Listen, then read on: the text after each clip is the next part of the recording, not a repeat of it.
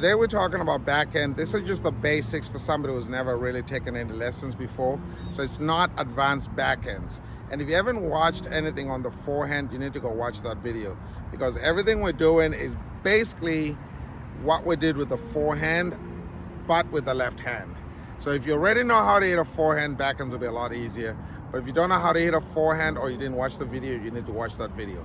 Okay, again, we're just going through the basics again.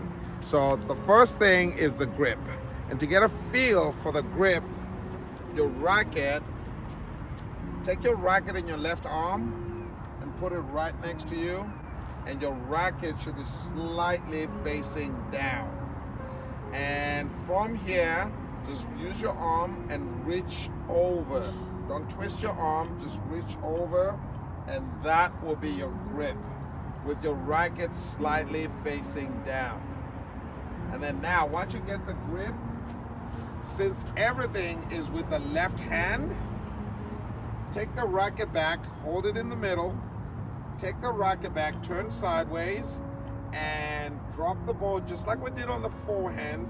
Drop the ball and go all the way over your shoulder. Make sure you touch your back. And then you do that one more time. So from here, turn and over your shoulder. And then once you get a feel for this, then you use two hands. So from here, again, if you haven't watched the forehand video, this is exactly what we did on the forehand side. So, but with the left hand and holding the racket here in the middle. The next thing now is I'm going to have two hands on the racket. Do not toss the ball until you make sure that the butt of your racket is facing forward, where you want the ball to go. So it's ready position, turn, drop your arm, and butt of the racket point where you want the ball to go. That's going to make sure that your wrist cocks. It bends backwards a little bit. Now from this position, step forward and do the follow through. Toss the ball up without bending the arm, reach down, grab onto the racket without twisting anything, and your racket is slightly facing down.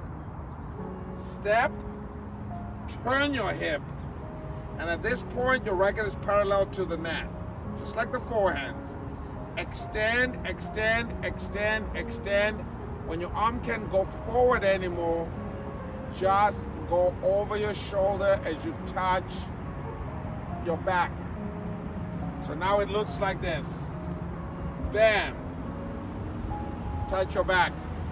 Ready position. Turn your shoulders. Straighten your arms. Step. The initial movement that brings the racket forward is the hip. Hip brings the racket forward. Extend as much as you can. Touch your back. All right, so now, putting it all together now, it looks like racket back, toss the ball up, step, hip,